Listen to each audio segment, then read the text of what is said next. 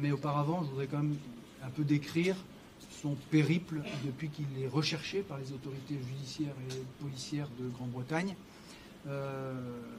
avant de détailler un peu et de répondre à vos questions sur sa personne en lui-même, puisqu'il est donc sur notre sort depuis 2 jours aujourd'hui. C'est donc un jeune homme qui est né en 2006, issu de parents avocats en Grande-Bretagne. Le père, quand ce jeune avait 2 ans, a quitté le domicile conjugal et donc a été élevé principalement par sa mère, ainsi que, puisque son rôle est important, sa grand-mère maternelle. Il a fait au cours de l'année 2014, donc quand il avait aux environs de 8 ans. Je dis tout ça à partir de son récit à lui, tel qu'il l'a fait au service de la gendarmerie de Villefranche-de-Lauragais.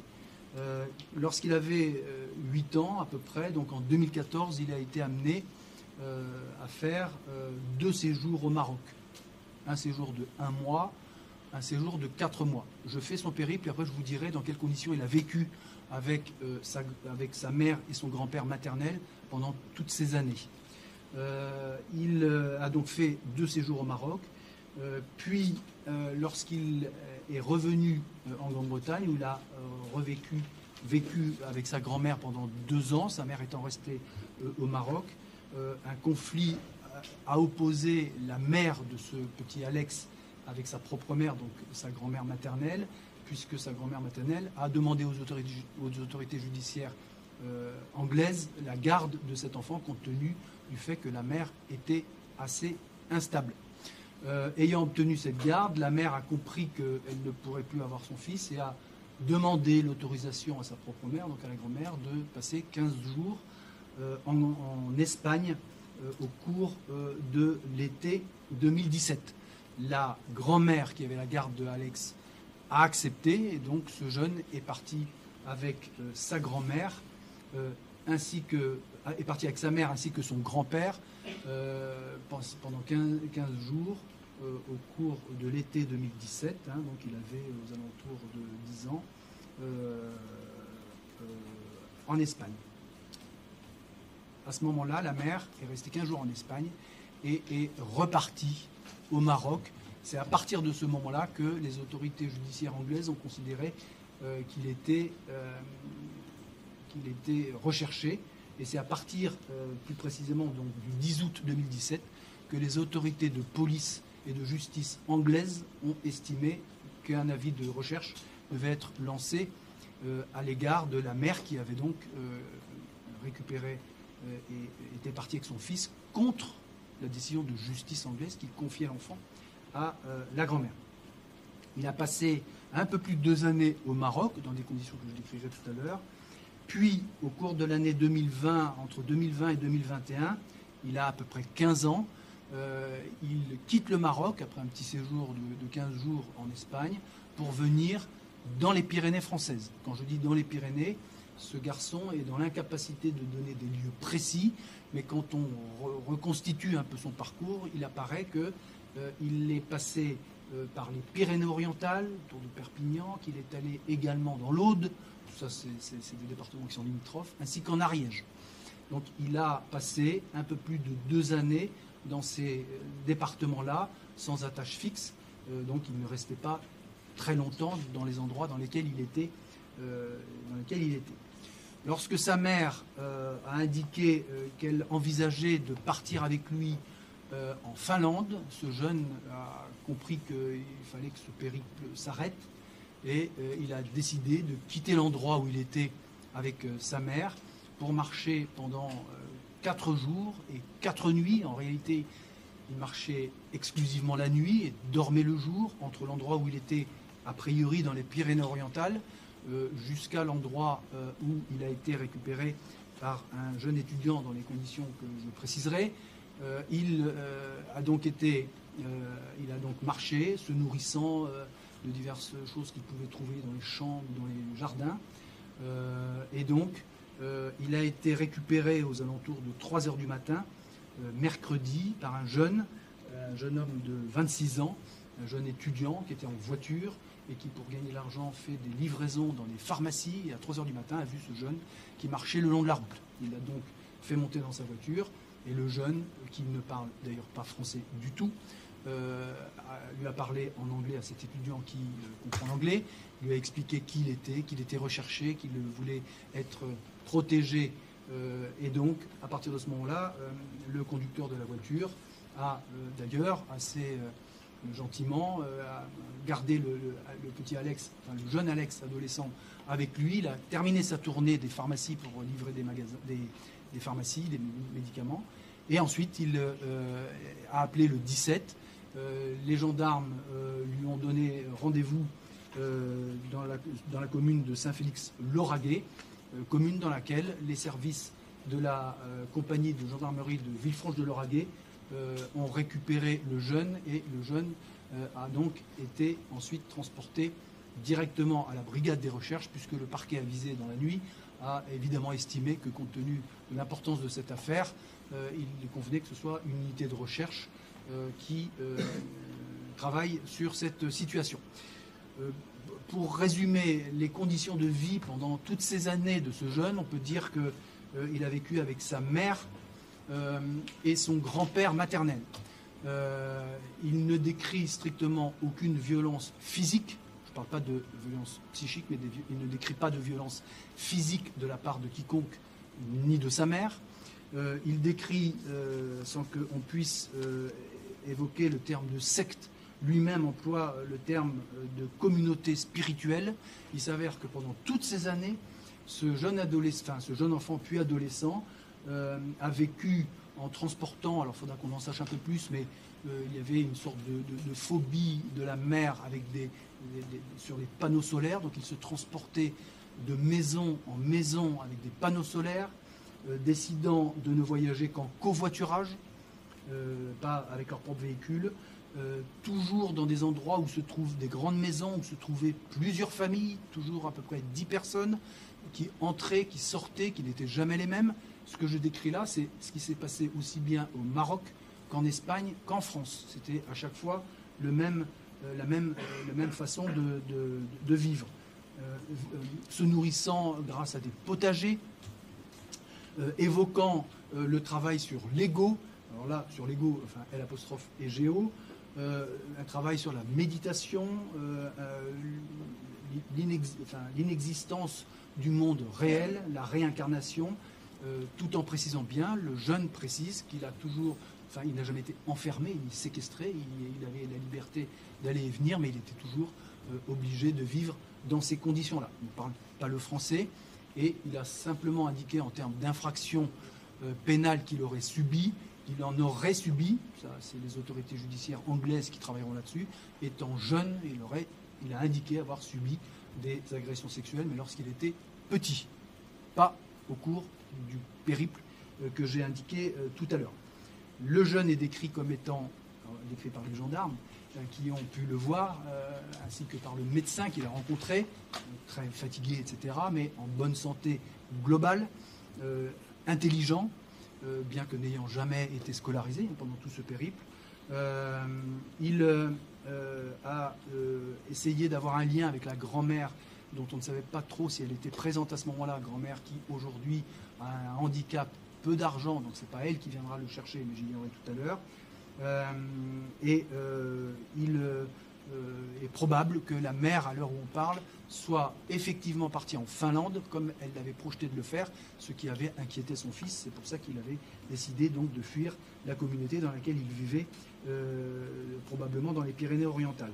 Le grand-père, qui a toujours fait le périple avec sa fille et son petit-fils, serait décédé il y a 6 mois à peu près, dans des conditions qu'on ne connaît pas encore, mais le jeune a assisté à une cérémonie de méditation à l'occasion de la mort de ce grand-père. Donc on peut penser qu'il serait décédé. Ce que je voudrais dire avant de terminer, c'est que depuis que ce jeune a été identifié comme étant bien Alex Bati, il a été identifié tout simplement par une simple comparaison des photos sur l'avis de recherche qui ont été diffusées au niveau international et les photos le jeune que les gendarmes avaient en face d'eux, il est tout de suite apparu que c'était bien de celui-ci dont il s'agissait. Il a pu entrer en relation au final avec la grand-mère à partir de l'endroit où il a été placé la nuit dernière. Et je voudrais terminer par dire que les gendarmes de la compagnie de Villefranche de Lauragais ont fait évidemment un travail remarquable pour s'occuper de ce jeune, comprendre son parcours, discuter avec lui, essayer de prendre attache avec les uns et les autres pour savoir ce qui avait pu se passer sur les derniers mois, et que cette affaire a donné lieu à une collaboration internationale, policière et même politique, puisque pas plus tard qu'il y a un quart d'heure, j'étais en relation avec le ministre anglais, l'ambassadeur d'Angleterre en France, qui nous a effectivement donné des informations pour qu'on puisse restituer ce jeune à sa famille anglaise, probablement demain, dans des conditions qu'il n'est pas forcément utile d'indiquer, mais enfin, et voilà, il va être rendu à sa famille, en tout cas à sa grand-mère maternelle, demain ou après-demain au plus tard. Voilà ce qu'on peut dire dans un premier jet, et je vous propose, si vous le souhaitez, de répondre à vos questions, ainsi que les gendarmes qui ont procédé à l'ensemble des investigations qui nous ont permis de vous fournir les informations que je viens de vous donner. Est-ce que les policiers anglais sont toujours ici sur place, ou alors du fait que la mère est probablement en Finlande, ils sont aussi partis? Alors, c'est une bonne question, puisqu'effectivement, je ne l'ai pas précisé. À l'heure où on parle, il n'y a pas d'enquête policière au Maroc sur cette affaire. Il n'y a pas d'enquête judiciaire ni au Maroc, ni en Espagne, ni en France. La seule enquête judiciaire en cours est celle qui a lieu en Grande-Bretagne. Et d'ailleurs, il m'a été demandé de vous dire, notamment s'il y a des journalistes anglais, ce que je crois, les seuls qui sont habilités à communiquer sur l'enquête anglaise sont les policiers du commissariat de Manchester. Donc c'est auprès d'eux. Actuellement, il n'y a qu'une enquête en cours, c'est celle qui a lieu en Angleterre, et il n'y en aura pas en France, en tout cas sur lui tout de suite. Évidemment que des investigations vont être faites maintenant qu'on a un peu plus de temps et que l'enfant sera retourné en Angleterre. On va faire des investigations sur les lieux où il a pu séjourner dans ce contexte quand même qui ressemble beaucoup à un contexte sectaire dans les 3 départements dont je vous ai parlé tout à l'heure. Ça, c'est les gendarmes français qui vont enquêter là-bas. Voilà, on va creuser un peu pour essayer, dès qu'on en saura un peu plus, parce que ce jeune ne sait pas exactement où il était. C'est ça qui est d'ailleurs très étonnant. Mais on va évidemment essayer d'investiguer sur comment se peut-il que voilà, un mineur puisse séjourner dans des endroits en France comme ça, en dehors de tout radar, en dehors de tout système éducatif et de protection. Est-ce que la grand-mère va se déplacer à Toulouse Alors, la grand-mère n'est pas en capacité, parce qu'elle est un peu fragile, de se déplacer à Toulouse. Donc, non, c'est les autorités anglaises qui sont en train de s'organiser, qui ont pris le billet et qui vont s'organiser pour que le jeune parte de Toulouse ou de Bordeaux, parce que, comme vous le savez, le consulat d'Angleterre pour le sud-ouest de la France, c'est Bordeaux. Donc on a été énormément en relation avec le consulat, les autorités consulaires anglaises à Bordeaux. Mais non, il partira directement, accompagné par des personnes, mais il sera rendu à sa famille, qui ne se déplacera pas en France.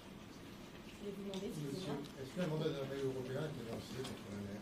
Alors, on va y arriver avec vous. L'autorité judiciaire anglaise est seule habilitée à communiquer là-dessus, mais en l'état, il n'y a pas, la France n'a pas été destinataire d'un mandat d'arrêt européen. Madame. Oui. À part les précisions que vous avez données sur ce qu'il a décrit de la communauté, vous n'avez pas plus d'informations sur leur nom, leur pratique, des rituels, des choses comme ça? Alors, pour l'instant, encore une fois, tout part du récit du jeune, qui, compte tenu un peu de la... Bon, enfin, il est quand même en situation de fragilité, donc les gendarmes n'ont pas passé des heures à l'auditionner, donc nous n'en savons pas plus, mais nous en saurons plus très vite, notamment de sa part à lui, quand il peut-être commencera à parler aussi quand il sera revenu dans sa famille. Et à ce moment-là, oui, des investigations seront faites. Mais pour l'instant, on n'en sait pas tellement plus que ce que je vous ai indiqué. Est-ce qu'il y a des sectes ou des communautés spirituelles qui sont identifiées déjà dans les Pyrénées-Orientales? Non. On n'a pas de secte ou de mouvement sectaire identifié comme tel. Ça aurait pu tout à fait être le cas, évidemment, on y a pensé, mais il n'y a pas de secte identifiée comme telle qui aurait pu recevoir. On est sur quelque chose une grosse mobilité et des endroits où des familles se retrouvaient, mais pas de secte en l'état, pas de secte nommément désignée, si je puis dire. Le chauffeur d'ivoire qu'il a récupéré a indiqué qu'il lui avait dit qu'il travaillait ou qu'il faisait de la construction, quelque chose comme ça. Tout à l'heure, vous avez évoqué une histoire de panneau solaire, je ne veux pas avoir très bien compris. Non, nous non plus. Voilà. Simplement, ce jeune a beaucoup insisté sur le fait que, à l'évidence, sa mère et son grand-père maternel avaient une forme d'obsession sur l'énergie, les panneaux solaires. L'obsession, pas la phobie, alors, oui, non, mais on ne va pas forcément faire des distinguos psychologiques. Non, mais manifestement, l'hypothèse du panneau solaire avec lesquels ils se transportaient. En fait, c'est une vie nomade dans laquelle les seules constantes et les seules choses qu'ils emmenaient avec eux étaient les panneaux solaires et leur potager. Et puis sur place, à l'endroit où ils s'établissaient, ils trouvaient des petits boulots dans les maisons, des travaux de réfection. Et puis ils repartaient vers autre chose, toujours avec les panneaux solaires et le potager. Alors oui, c'est pas une phobie, effectivement. Vous faites bien de préciser. Oui, oui, c'est une sorte de... Oui, d'accord. C'est pas une phobie. D'autonomie énergétique. Oui, vous avez raison de préciser. Par rapport à ce que vous disiez, il est possible que des habitants aient eu affaire à eux, qu'ils aient travaillé pour eux, qu'ils aient eu des échanges. Ce qui pourrait aider votre enquête, du coup. Tout à fait. Monsieur Pantora, est-ce que vous diriez que ce jeune homme de 17 ans a un niveau scolaire qui correspond à un jeune homme de 17 ans ou il a quelques lacunes du retard? C'est compliqué de savoir quel est son niveau scolaire, d'autant qu'il ne parle pas français. En revanche, ce qui est certain, c'est que son intelligence semble être très vive. C'est un jeune qui est décrit comme étant très calme et qui, comme ça, à première vue, semble être un jeune normal. Après, quand vous avez passé toutes ces années dans ce contexte, il y a sans doute évidemment des perturbations psychologiques sur lesquelles les Anglais travailleront, mais en l'état, il n'apparaît pas, vous, chef, qui l'avez auditionné, il apparaît que c'est un jeune adolescent assez normal. Tout à fait. Auditionné avec un interprète, à chaque fois.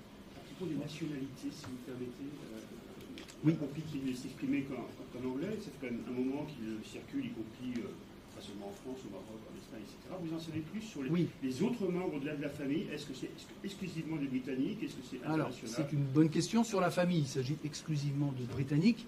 En revanche, dans les familles qui étaient avec eux, puisqu'ils étaient toujours autour de 10, il y avait effectivement, c'est une utile précision, des familles d'origine canadienne, des familles d'origine indienne, des familles d'origine espagnole, et donc effectivement c'était d'étape en étape des communautés avec plusieurs nationalités.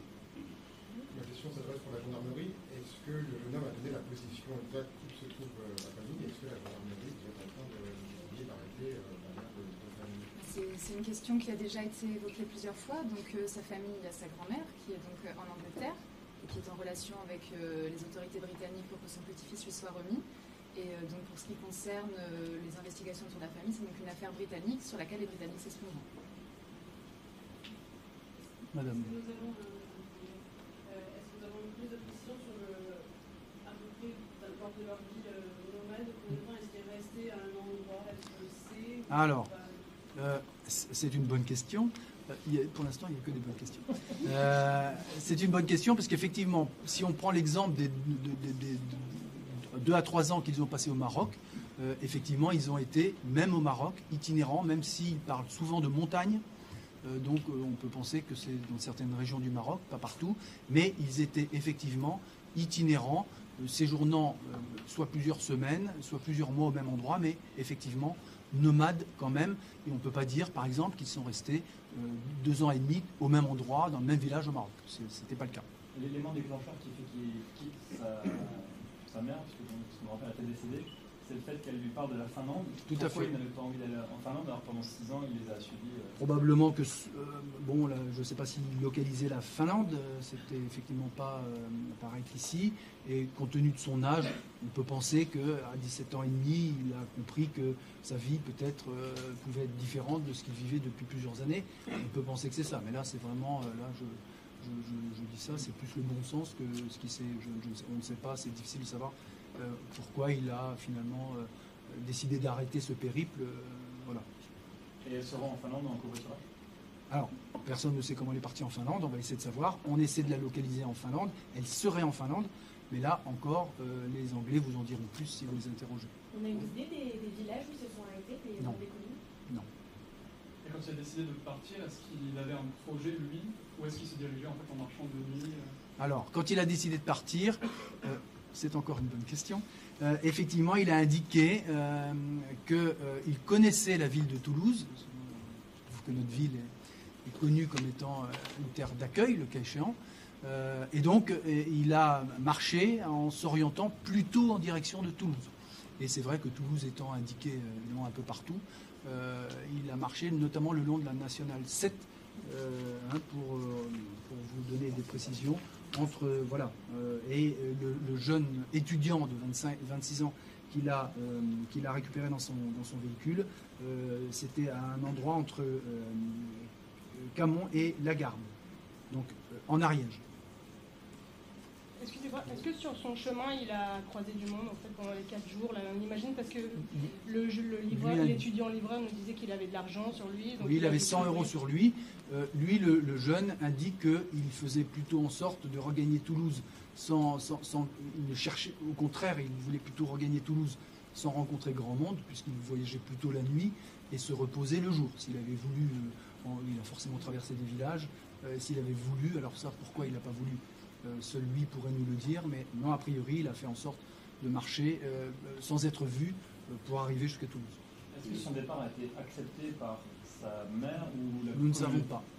Ça, nous ne savons pas. Il n'a pas dit s'il avait prévenu sa mère en partant. Il a simplement montré qu'il n'était pas tout à fait d'accord pour partir en Finlande, mais on n'en sait pas plus ce qu'il a pu se dire. Arrivé à Toulouse, il comptait faire quoi? Est-ce qu'il l'a dit aussi? Pourquoi Toulouse, vous l'avez dit? Oui, en fait, ce qu'il nous explique, c'est que lui ne souhaitait pas continuer cette vie, de partir en Finlande et peut-être après aller ailleurs. Il souhaitait retrouver sa vie en Angleterre. Et donc il s'est dit que dans une grande ville comme Toulouse, il trouverait des autorités qui l'aideraient en fait à retrouver sa grand-mère en Angleterre. Et donc c'est pour ça qu'il a pris cette direction. Excusez-moi, je m'écarte un petit peu de ce jeune homme, mais vous allez voir ce trélier. Je sens que ça ne va pas être la meilleure question. On s'entend que c'est une communauté avec un mode de vie bien particulier. Est-ce que ce jeune homme a été en mesure de vous indiquer s'il y avait d'autres jeunes dans le même cas de figure que lui? Il ne s'est pas tellement exprimé sur les personnes qui se trouvaient avec lui, au-delà des grands axes qu'on a pu vous donner. Non. Est-ce que j'en sais plus sur l'usage des réseaux sociaux, des smartphones, etc. Ça n'a pas l'air d'être des aniches. Il n'avait pas de portable au moment où il n'avait pas de portable. Après, on peut penser aussi que c'est un peu la philosophie des personnes comme sa mère, qui semble-t-il était plutôt enclin à ne pas être favorable à tout ce qui était très moderne, mais lui n'avait pas de portable et il ne semblerait pas qu'il avait pas de portable. Il semblerait pas qu'il avait un portable quand il était sur place. Je pose la question parce que c'est... Oui, bien sûr. Des vidéos YouTube ont été envoyées à la grand-mère, bien sûr, etc. Bien sûr. Est-ce qu'il existe un réseau virtuel qui relierait ces... À l'évidence, il n'est pas certain qu'il ait bien réalisé, qu'il était recherché comme il l'était. Est-ce qu'il est vrai qu'il y a quelques semaines, il avait été au contact de gendarmes du côté de l'autre, qui s'était présenté, je crois, dans une école, pour s'inscrire, il n'y avait pas de texte d'identité, il était venu aux gendarmes pour contacter les gendarmes en Grande-Bretagne, et enfin la police des gendarmes, et qu'il y a eu une espèce de quoi au niveau britannique. Alors, quoi qu'au niveau britannique, je ne sais pas. Ce qu'on est en train, effectivement, de rechercher, mais pour l'instant on était plutôt axé sur la protection du jeune, mais on va essayer effectivement, un peu comme je le disais tout à l'heure, de reconstituer le parcours de ce jeune en France, de voir effectivement si, comme vous pouvez le dire, des gendarmes ont pu être informés, qu'est-ce qui a pu être fait le cas échéant, si ce jeune a été repéré, ce qui est loin d'être certain. Est-ce qu'on est en train d'investiguer pour savoir à quel moment on aurait pu faire mieux que ce qu'on a fait, mais je ne suis pas du tout certain qu'on trouve des dysfonctionnements à ce sujet. Mais ça fera l'objet d'investigation, évidemment. Là, pour l'instant, on est encore dans le feu de l'action. avez mentionné les agressions sexuelles lorsqu'il était petit. Est-ce qu'on a une idée infime de qui aurait pu les... Il a évoqué, lui, l'âge de 5 ans, je crois, 5 ou 6 ans. Mais il a précisé que ça n'était pas pendant son périple, que c'était quand il était encore en Angleterre. Et il a précisé que c'était au sein de sa famille, sans en dire plus.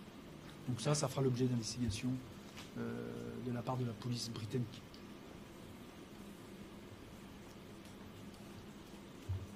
Heureusement, il n'y a pas eu de question en anglais, car je n'aurais pas été en capacité de répondre très clairement. Est-ce que vous savez s'il a l'intention de s'exprimer publiquement? Alors, parce que les médias anglais suivent beaucoup cette affaire. Alors, les médias anglais suivent effectivement énormément cette affaire. Le ministre des Affaires étrangères anglais, M. Cameron, a même intervenu en demandant à l'ensemble des journalistes de son pays de préserver l'intimité familiale de ce jeune. Lui, pour l'instant, n'est pas dans un état d'esprit de vouloir s'exprimer. Et pour ne rien vous cacher, en tout cas, tant qu'il est en France, nous le préserverons de cette pression médiatique. Après, les Anglais feront ce qu'ils ont à faire, mais tant qu'il est en France, nous sommes chargés d'assurer sa protection, je dirais, la protection de son intimité personnelle. Donc pour vous, une fois son départ demain ou après-demain, l'affaire continue? Nous, l'affaire continue. On va essayer de comprendre ce qui a pu se passer entre le moment où, parce qu'il a quand même séjourné en France, semble-t-il, sur ces 3 départements pendant au moins 2 ans. On va essayer de comprendre, on va faire des investigations pour essayer de comprendre est-ce que son parcours peut être reconstitué. Et voilà, ça c'est sûr que ça va faire l'objet d'investigations des services de gendarmerie ou de police, mais pour l'instant on en est vraiment au tout début. Voilà. Eh bien, merci à vous d'être venus jusqu'à Toulouse. Pour ceux qui n'y étaient pas. Il n'y a pas que des bonnes questions. Merci. Et bon retour.